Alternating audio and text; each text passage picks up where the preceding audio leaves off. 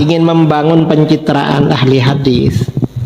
Memang banyak memakai kitab-kitab hadis, tapi kalau saya perhatikan rata-rata mereka gak paham hadis. Walaupun dibangun kesan mereka seakan-akan lebih paham. Mereka lebih paham dalam ilmu mustalah hadis saja. Karena di dunia pesantren ilmu mustalah hadis itu lemah sekali, tidak sampai mendalam.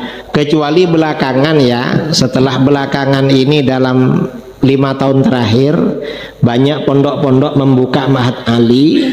Kemudian Ma'had Alinya sebagian jurusannya ilmu hadis. Kecuali itu.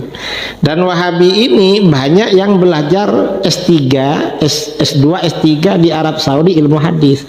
Itu aja kelebihannya. Artinya kelebihan mereka hanya dalam ilmu takhrijul hadis aja. Tapi itu ya gak istimewa juga mereka. Yang S3, S3 gak istimewa juga dalam ilmu takhrijul hadis. Artinya apa? Kawan-kawan kita yang alumni pondok bisa menghadapi mereka. Dan mereka saya perhatikan KO itu di dialog-dialog masalah itu mereka kelimpungan masalah itu. Itu keahlian mereka.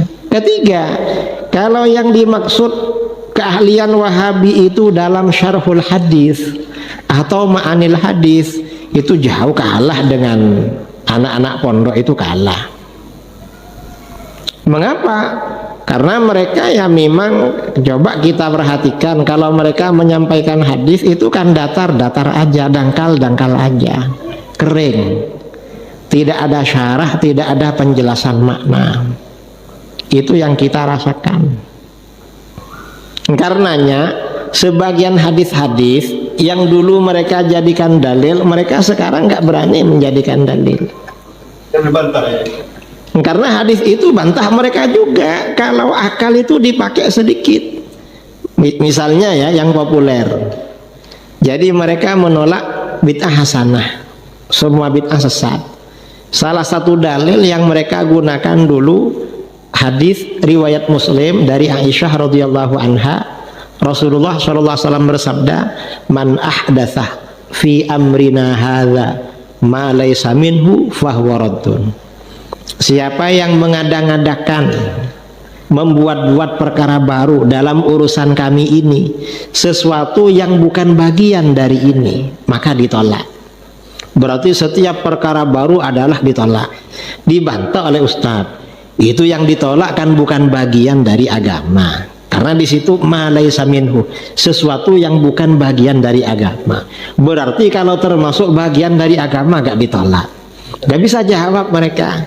Karena gak bisa jawab, gak pernah dipakai sekarang gitu. Mereka biasanya pakai kullu bid'atin dhalalah. Itu aja sudah. Nanti bilang ahli hadis itu. Karenanya ini pengalaman ya, saya sering jumpa dengan mereka. Saya dialog tentang bid'ah. Saya jelaskan dalil bid'ah hasanah ini jumlahnya ratusan. Saya jelaskan ini beberapa hadis saja dalil bid'ah hasanah. Lalu yang Wahabi ini cuma muter-muter hadis kullu bid'atin dhalalah. Loh, gak bisa begitu, hadis Nabi bukan cuma kullu bid'atin dhalalah, yang lain ini hadis juga harus dipakai semua. Saya tanya dia, kamu ikut mazhab siapa? Kami ahli hadis Kiai, katanya. Loh, kok ahli hadis, hadisnya cuma satu?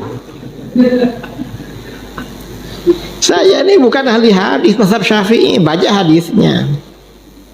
Berarti kamu bukan ahli hadis, ahli hadas.